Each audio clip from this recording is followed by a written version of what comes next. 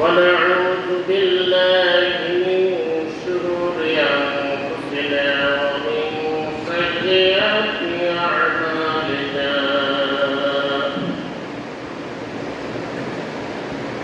من يهده الله فلا مضل له ومن يضلله فلا هادي له ونشهد أن لا إله إلا الله وحده لا شريك له وأشهد أن سيدنا ونبينا وشفيعنا وحبيبنا ومولانا محمدا عبده ورسوله أما بعد فقد قال الله تعالى في كلامه المجيد وفرقانه الحميد أعوذ بالله من الشيطان الرجيم بسم الله الرحمن الرحيم ولتكن منكم أمة يدعون إلى الخير ويأمرون بالمعروف وينهون عن المنكر وأولئك هم المفلحون وقال تعالى في شأن حبيبه محمد صلى الله عليه وسلم إن الله وملائكته يصلون على النبي يا أيها الذين آمنوا صلوا عليه وسلموا تسليما اللهم صل على سيدنا مولانا محمد وعلى آل سيدنا مولانا محمد اللهم صل على سيدنا مولانا محمد وعلى آل سيدنا مولانا محمد متبعي بغلتاش نبي باي مدينة أبو جهل تبلو نبيك مدربك تبلونا اللهم صل على سيدنا مولانا محمد وعلى آل سيدنا مولانا محمد بلغ العلا بكماله كشف الدنيا بجماله حسنت جميع خصاله صلوا عليه وآله يا رسول الله كلك ترنم دينه चन्नेदार में कलियों का तबस्सुम दीना बलगल उला बिकमालिही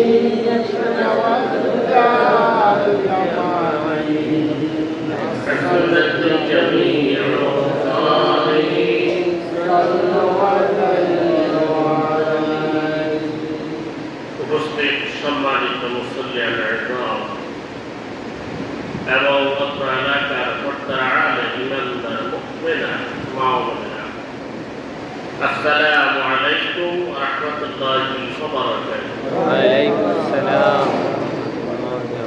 মহান আল্লাহ রাব্বুল আলামিনের দরবারে লাখ কোটি শুকরিয়া আদায় করি এই জন্য যে যার একান্ত মেহেরবানিতে যত সময়ে মসজিদে উপস্থিত হতে পেরেছি, এই জন্য আমরা তার শুকরিয়া আদায় করে সমস্যার উচ্চ আওয়াজে সবাই বলে আলহামদুলিল্লাহ। দরুদ ও সালাম মানবতার মুক্তির দিশারি সাইয়্যিদুল মুরসালিন খাতামুন নবিয়্যিন হযরত মুহাম্মদ মুস্তাফা সাল্লাল্লাহু আলাইহি ওয়াসাল্লাম।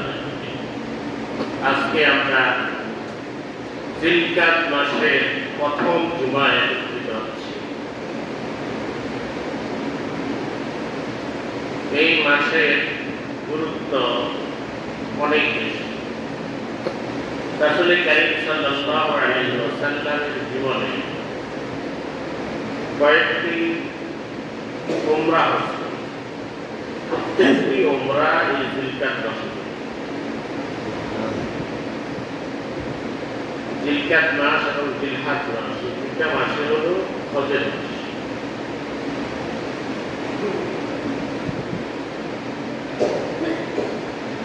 আমি আজকে আপনাদের সামনে মহাগ্রন্থ আল কোরআনের সূরা আলে ইমরানের 104 নম্বর আয়াত তেলাওয়াত করেছি। আজকে যে বিষয়টা আলোচনা করব সেটি হলো সৎ কাজে আদেশ, অসৎ কাজে নিষেধ।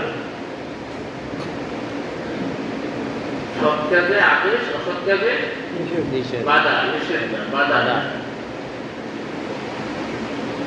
এই সৎ কাজে আদেশ, অসৎ কাজে নিষেধ করা, নিষেধ বাধা দেয়া, এটা অত্যন্ত গুরুত্বপূর্ণ একটি বিষয়। এই কাজটা যদি সমাজে, রাষ্ট্রে চালু থাকে, তাহলে ওই সমাজে, ওই রাষ্ট্রে কোনো বিশৃঙ্খলা হতে পারে না।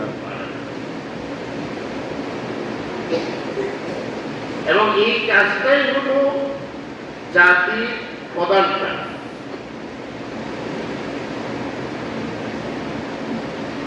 আল্লাহ রাব্বুল আলামিন বলেন,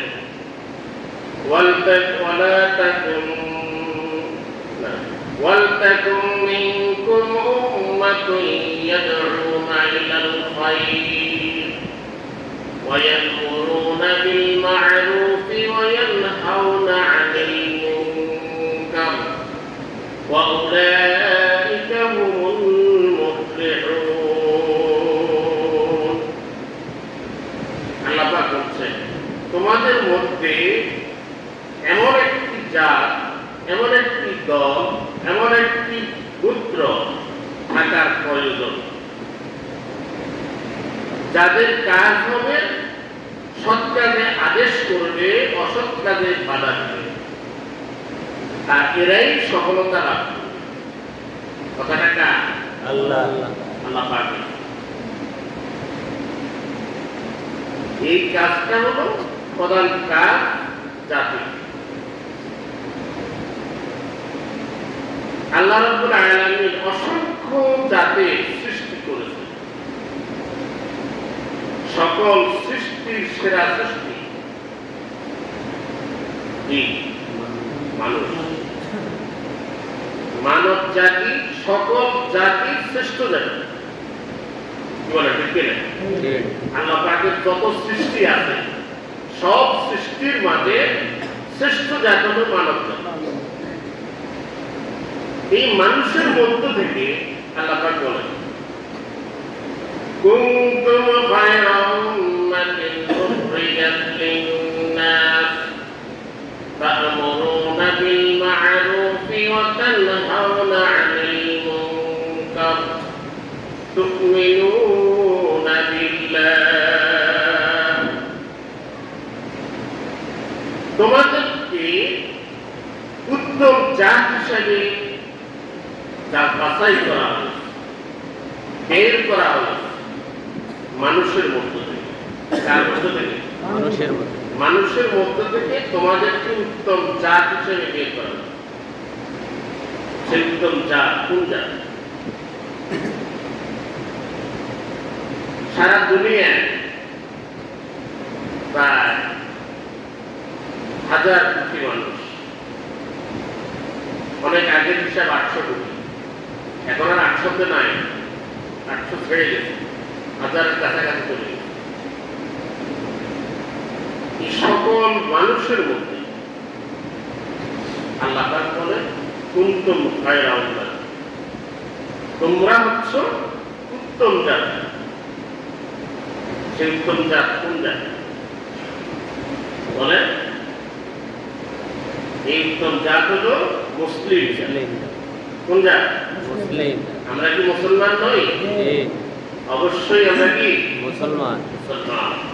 আল্লাহ পাক বলেন কুনতুম খায়রা উম্মাহ, তোমরা হচ্ছ উত্তম জাতি। তাই আমরা মুসলমানদেরকে আল্লাহ পাক বলেন উত্তম জাতি। আমাদেরকে যে রাসূল দিয়েছেন সেই রাসূল হচ্ছে উত্তম রাসূল। সেই রাসূলের নাম কি? মুহাম্মদ সাল্লাল্লাহু আলাইহি মুহাম্মাদুর রাসূলুল্লাহ সাল্লাল্লাহু আলাইহি ওয়াসাল্লাম। এই মুহাম্মদ সাল্লাল্লাহু আলাইহি ওয়াসাল্লাম হচ্ছে উত্তম রাসূল, যার খেতাব হচ্ছে সাইয়্যিদুল মুরসালিন, সকল নবীদের নেতা। সাইয়্যিদ মানে নেতা, সকল নবীদের নেতা। তাহলে আমাদের রাসূল সকল নবীদেরও নেতা, নেতা, শ্রেষ্ঠ। তাহলে রাসূল পেলাম শ্রেষ্ঠ। আল্লাহ আমাদেরকে খেতাব দিলেন শ্রেষ্ঠ জাতি। আল্লাহ রাব্বুল আলামিন দুনিয়াকে মানব জাতির হেদায়েতের জন্য 104খানা কিতাব দিয়েছেন। কত? 104খানা কিতাব দুনিয়াতে নাযিল হয়েছে মানব জাতির হেদায়েতের জন্য। এই 104খানা কিতাবের মধ্যে শ্রেষ্ঠ কিতাব যেটি, সেটি হলো আমাদের কিতাব আল কোরআনুল কারীম। তাহলে আমরা রাসূল পেলাম শ্রেষ্ঠ রাসূল, কিতাব পেলাম শ্রেষ্ঠ কিতাব। কি বলে ঠিক কিনা? আল্লাহ আমাদেরকে খেতাব দিলেন শ্রেষ্ঠ জাতি। তাই উত্তম রাসূল পেলাম, উত্তম কিতাব পেলাম, উত্তম জাতের খেতাব পেলাম। এই উত্তম জাতির কাজটাও কি উত্তম হতে হবে না? কি বলেন, হবে কিনা?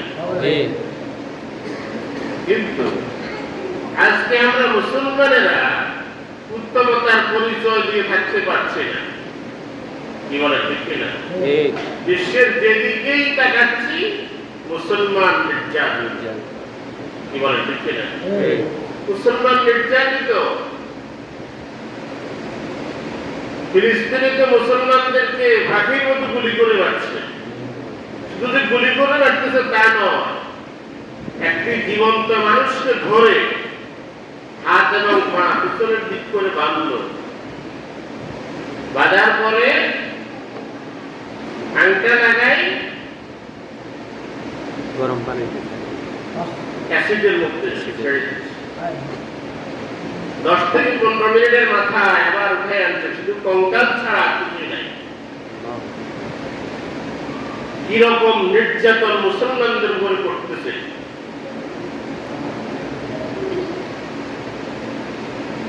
কিন্তু মুসলমানেরা এখনো ঘুমের মধ্যে আছে, এখনো গভীর ঘুমের মধ্যে আছে। কি বলে ঠিক কিনা? সারা দুনিয়ায় 57টা মুসলিম রাষ্ট্র, 57টা মুসলিম রাষ্ট্রের 57 জন রাষ্ট্রপ্রধান যদি এক বাক্যে হুঙ্কার দিত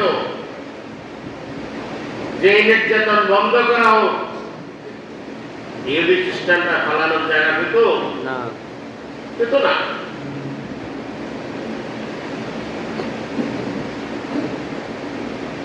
রাসূল কারীম সাল্লাল্লাহু আলাইহি ওয়াসাল্লামের জামানায় কাফেররা রাসূলকে এত কষ্ট দেয় নাই যত কষ্ট দিয়েছে মুনাফিকরা।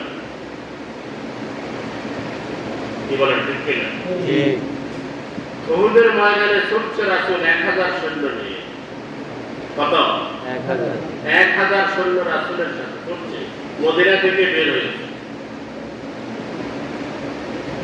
প্রতিমধ্যে 300 জন খ্রিস্টান চলে আসছে একজনের নেতৃত্বে। তিনি কে? আব্দুল্লাহ ইবনে উবাই, যিনি ইসলামের ইতিহাসে মুনাফিক সর্দার হিসেবে খ্যাত। সে যুক্তি দিল যে এখন ফসল কাটার সময়, দুর্ভিক্ষ শেষ করে ফসল আসতেছে, মদিনাতে এখন ফসল কাটার সময় এসে গেছে, এখন এতজন যুদ্ধে যাওয়ার দরকার কি, আমরা চলো ফসল কেটে ঘরে উঠো।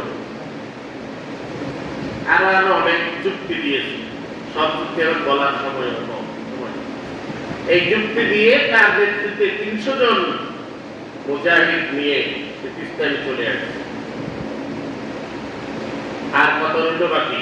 700। এই 700 নিয়ে রাসূল সাল্লাল্লাহু আলাইহি ওয়াসাল্লাম উহুদের ময়দানে হাজির। এই উহুদের ময়দানে রাসূল কারীম সাল্লাল্লাহু আলাইহি ওয়াসাল্লাম মুসলিম বাহিনী নিয়ে বিপর্যয়ের মুখে পড়েছে। রাসূল কারীম সাল্লাল্লাহু আলাইহি ওয়াসাল্লামের দান্দান মোবারক এই উহুদ যুদ্ধে শহীদ হয়েছে। কিরকম কষ্ট মুনাফিকরা দিয়েছে।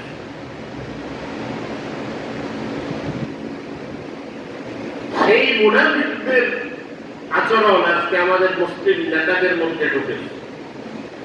কি বলে ঠিক কিনা? যদি সেটা না হতো তাহলে মুসলমানের উপর নির্যাতন হয়, মুসলিম নেতারা আজও কেন এক হয়? কি বলে ঠিক না? রাসূল কারীম সাল্লাল্লাহু আলাইহি ওয়াসাল্লাম এর উম্মত আমরা, এই শ্রেষ্ঠ উম্মত, শ্রেষ্ঠ রাসূলের শ্রেষ্ঠ উম্মত। আল্লাহ পাক আমাদেরকে খেতাব দিলেন, কুনতুম খায়রা উম্মাত, তোমরা হচ্ছে শ্রেষ্ঠ জাতি, শ্রেষ্ঠ দল। তোমরা উখরিজাত লিন-নাস, তোমাদেরকে মানুষের মধ্য থেকে বাছাই করা হয়েছে। এই দুনিয়াতে যে 1000 কোটি মানুষ এখন আসছে, প্রায় হাজার কোটি মানুষের মধ্যে মুসলিম সংখ্যা 200 কোটির উপরে। এই 200 কোটি মুসলমানকে আল্লাহ পাক খেতাব দিলেন, কুনতুম খায়রা উম্মাত, তোমরা হচ্ছে উত্তম জাতি।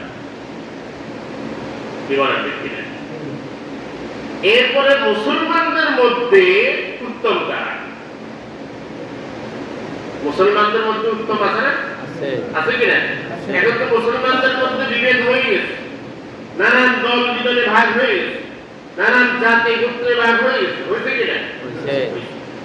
অথচ রাসূল বললেন, আমার উম্মত, সব উম্মত হলো একটা শরীরের মতো। কিসের মতো? একটা শরীরের মতো। আমার পুরো শরীরের মধ্যে যদি পায়ের মধ্যে একটা কাটা ঢুকে, আমার পুরো শরীরের খবর হয় কি হয় না? পুরো শরীর ব্যথা অনুভব করে কি করে না? ঠিক তেমনি ভাবে সারা দুনিয়ায় আমার একজন ইমানদার মুসলমান ভাইয়ের উপর যদি আঘাত আসে, আর সে আঘাতের খবর, আমার মুসলমান ভাইয়ের নির্যাতনের খবর যদি আমার কাছে আসতে পারে, আমার অন্তরে আঘাত না লাগে, কষ্ট না লাগে, বুঝতে হবে আমার ইমানের মধ্যে ঘাটতি আছে। আমার ইমানকে মুনাফিকে নিয়ে গেছে, যার কারণে আমার কাছে সেই আমার আরেক মুসলিম ভাইয়ের অত্যাচারে আমাকে ব্যতীত করে না। এই উত্তম জাতির উত্তম কাজ কি, সেটা আল্লাহ পাক নির্ধারণ করলেন। তা'মুরুনা বিল মা'রুফি ওয়া তানহাউনা 'আনিল মুনকার। উত্তম জাতির উত্তম কাজ, সৎ কাজে আদেশ দিবে, অসৎ কাজে বাধা দিবে। সৎ কাজে আদেশ দেয়া, অসৎ কাজে নিষেধ করা, এটা হলো উত্তম জাতির উত্তম কাজ। হযরত আলী রাদিয়াল্লাহু তাআলা আনহু বলেন, আফদালুল আমাল তা'মুরুনা বিল মা'রুফ ওয়া তানহাউনা আনিল মুনকার। উত্তম কাজ হচ্ছে, উত্তম আমল হচ্ছে সৎ কাজে আদেশ দেয়া, অসৎ কাজে নিষেধ করা। রাসূল কারীম সাল্লাল্লাহু আলাইহি ওয়াসাল্লাম বলেন, মান রাআ মিনকুম মুনকারান ফালিয়ুগাইয়িরহু বিয়াদিহি فإن لم يستطع فبقلبه وإن لم يستطع فبلسانه ذلك أضعف الإيمان রাসূল কারীম সাল্লাল্লাহু আলাইহি ওয়াসাল্লাম বলেন তোমাদের কেউ যদি দেখো যে একটা অন্যায় কাজ হচ্ছে তাহলে সর্বপ্রথম তুমি হাত দিয়ে বাধা দাও হাত দিয়ে কি দাও বাধা দাও তাহলে অন্যায় কাজ হইতেছে আমার যদি শক্তি থাকে সামর্থ্য থাকে আমাকে কি করতে হবে হাত দিয়ে বাধা দিতে হাত দিয়ে বাধা দিতে হবে সমাজের মধ্যে অনেক লোক বাস করি আমরা কি বলেন করি কিনা অনেক লোক বাস এই সমাজের মধ্যে যদি একটা অন্যায় কাজ হয় আর এই অন্যায় কাজ প্রতিহত করার মতো লোক কি সমাজে আমাদের সমাজে কি নাই আছে আছে কি না আছে তাইলে প্রথম অন্যায় কাজ দেখলে শক্তি সামর্থ্য থাকলে কি করতে হবে হাত দিয়ে বাধা দিতে হবে হাত দিয়েও বাধা দিতে পারলাম না এরকম শক্তি সামর্থ্য আমার নাই নাই আমি যদি এখন এখানে দিয়ে হাত দিয়ে বাধা দিই তাহলে প্রতিহত করতে পারবোই না বরং আমার জীবন নাশেরও সম্ভাবনা আছে তাহলে কি করতে হবে ওয়াইলাম ইয়াস্তাতি' ফাবিলিসান মুখে অন্তত বলতে হবে যে ভাই তোমার এই কাজটা অন্যায় কাজ হচ্ছে অন্যায় কাজ ছেড়ে দাও অন্যায় কাজ করিও না এটাও বলার মতো ক্ষমতা নাই তাহলে কি করতে হবে ওয়াইলাম ইয়াস্তাতি' ফাবিকলবি রাসূল বলেন তাহলে এই অন্যায় কাজকে অন্তত অন্তরে কি করতে হবে ঘৃণা করতে হবে যালিকা আযাফুল ঈমান আর এই অবস্থাটা অন্তরে ঘৃণার অবস্থাটা হলো ঈমানের একেবারে দুর্বলতম অবস্থা তাহলে অন্যায় কাজ প্রতিহত করার জন্য ধাপ কয়টা তিনটা এক নম্বর ধাপ হাত দিয়ে বাধা দেয়া শক্তি সামর্থ্য থাকলে হাতে বাধা দিয়ে এটা প্রতিহত করা দুই নম্বর ধাপ হলো মুখে অন্তত বলা মুখেও বলতে পারছি না তিন নম্বর ধাপ হলো কি করা অন্তরে ঘৃণা করা অন্তরে ঘৃণা করার মানে এই নয় যে অন্তরে ঘৃণা করলাম যা একটা কাজে করুন আমরা অনেকে বলি যে যার নামাজ তার কবর যার আমল তার হিসাব কই কিনা এটা ঠিক নয় এই কথাটা কি নয় ঠিক নয়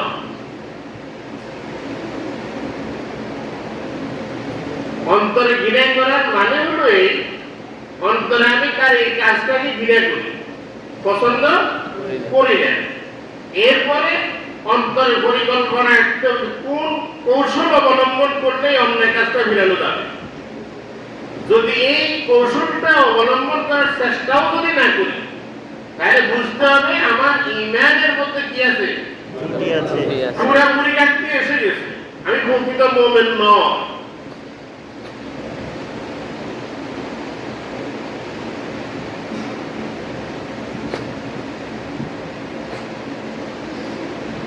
তাহলে সৎ কাজে আদেশ দেয়া অসৎ কাজে বাধা দেয়া এটা হলো জাতির কি কাজ শ্রেষ্ঠ কাজ শ্রেষ্ঠ জাতির শ্রেষ্ঠ কাজ প্রধান কাজ যদি এই কাজ করি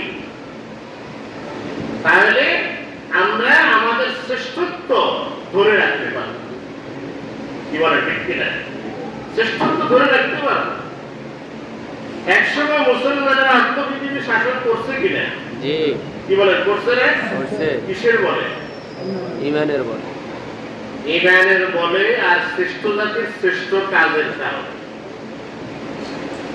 কোরআন এবং কোরআনের যে কাজ করার জন্য আপনাকে আদেশ দিচ্ছে সেই কাজ করা আর যে কাজ করতে নিষেধ করছে সেই কাজ না করা এর নামই হচ্ছে সৎ কাজ সৎ আমল আমলের সৎ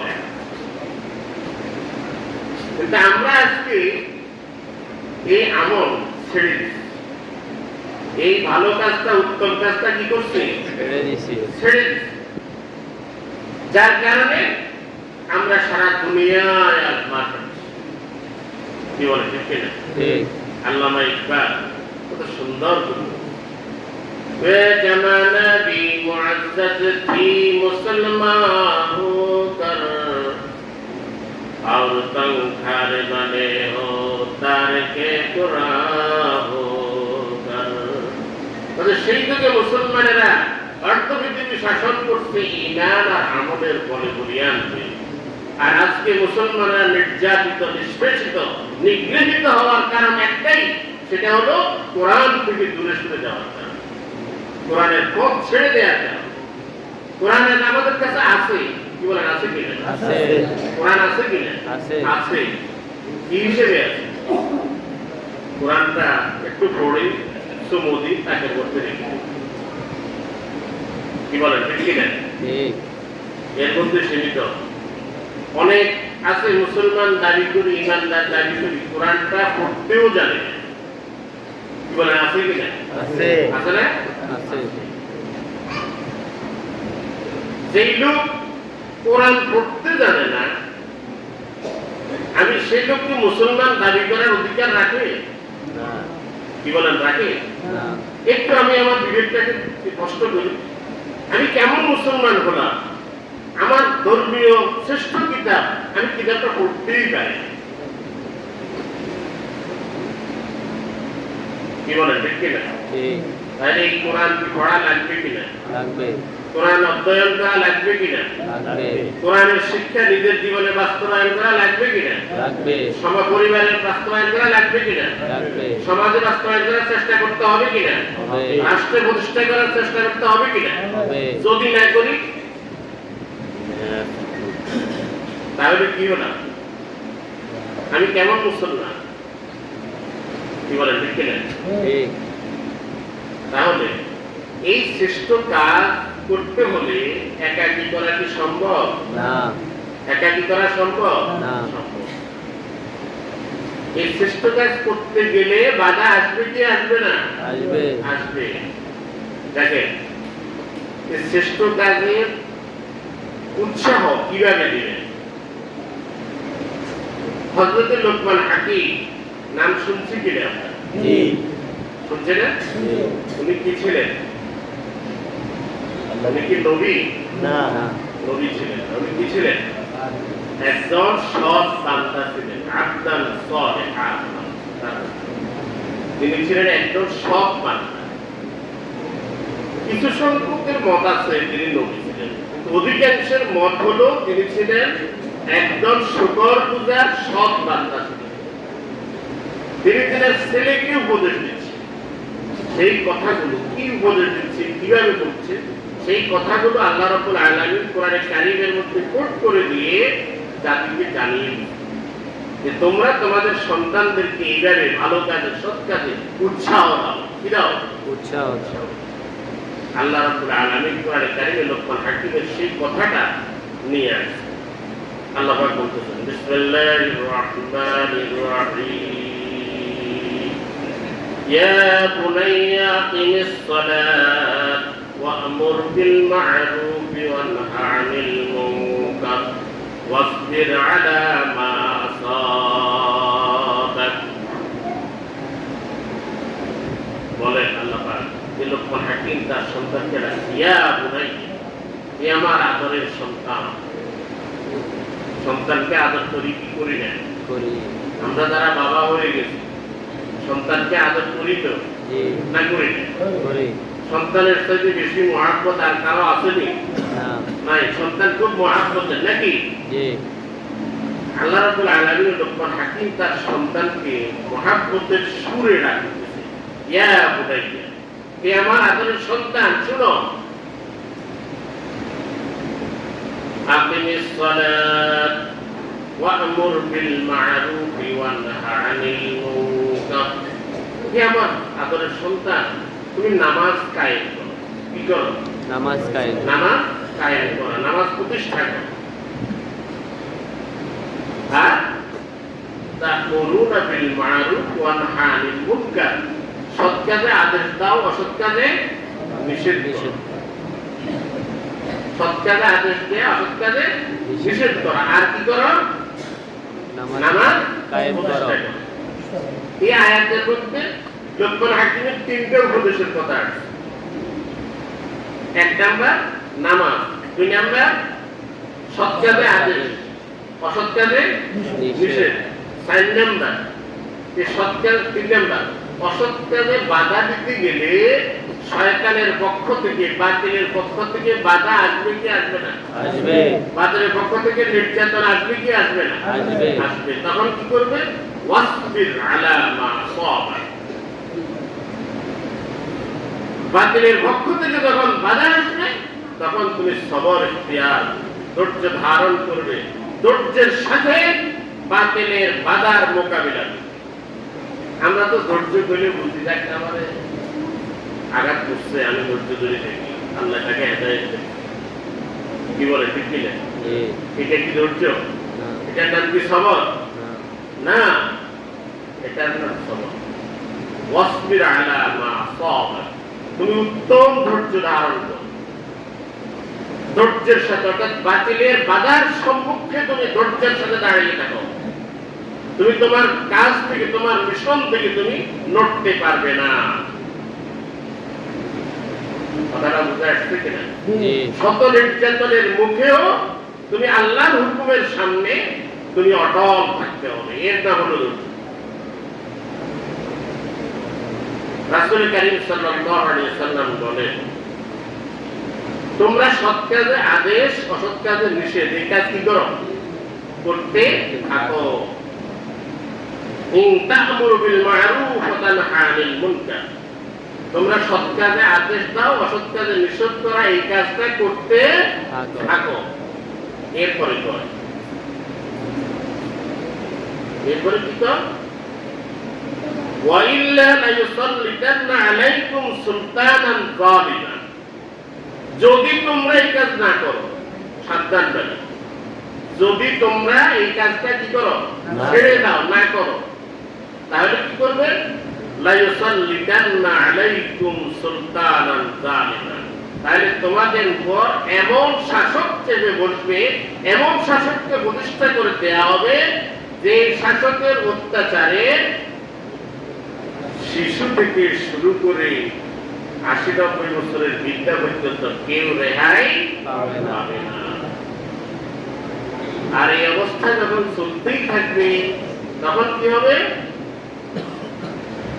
যখন অত্যাচার চলতে থাকবে, অত্যাচারে অতিষ্ঠ হয়ে সবাই জাতির যাকে ভালো মনে করে, ইমাম সাহেব, মাওলানা সাহেব, পীর সাহেব, দরবেশ সাহেব আছে কি? এখনো এই আলেম সমাজকে, যারা পীর, আলেম, ইমাম, এদেরকে এখনো মানুষ ভালো জানে, জানে কিনা? জানে। রাসূল সাল্লাল্লাহু আলাইহি ওয়াসাল্লাম বলেন, এই অত্যাচার যখন চলতে থাকবে আর জাতির যাদেরকে ভালো মনে করে তাদের কি বলবে যে আমাদের জন্য একটু আল্লাহ পাকের কাছে দোয়া করেন, আল্লাহ পাক যেন এই জালিমের অত্যাচার থেকে আমাদেরকে কি করে? দেখাই দেয়। রাসূল বলেন, এই অবস্থায় জাতির ভালো লোকগুলো দোয়া করবে, আল্লাহ পাক তাদের দোয়া কবুল করবে না। তাহলে সৎ কাজে আদেশ দেওয়া, অসৎ কাজে নিষেধ করা, এটা কি আমরা কি করবো না ছাড়বো? কি বলে, ধরবো না ছাড়বো? রাজি আছি তো আমরা? আমার ব্যক্তি জীবন, পারিবারিক জীবন, সমাজ জীবন, এমনকি রাষ্ট্র জীবনেও এই কাজটা চালু থাকতে হবে কি হবে না? আল্লাহ রাব্বুল আলামিন আমাদেরকে এই সৎ কাজে আদেশ দেয়া, অসৎ কাজে নিষেধ করার মধ্যে উত্তম কাজ, শ্রেষ্ঠ জাতির শ্রেষ্ঠ কাজ যেন আমরা করতে পারি, শ্রেষ্ঠত্বের প্রমাণ যেন আমরা দিতে পারি, সেই তৌফিক দান করুন। আমিন। আলহামদুলিল্লাহি রাব্বিল আলামিন।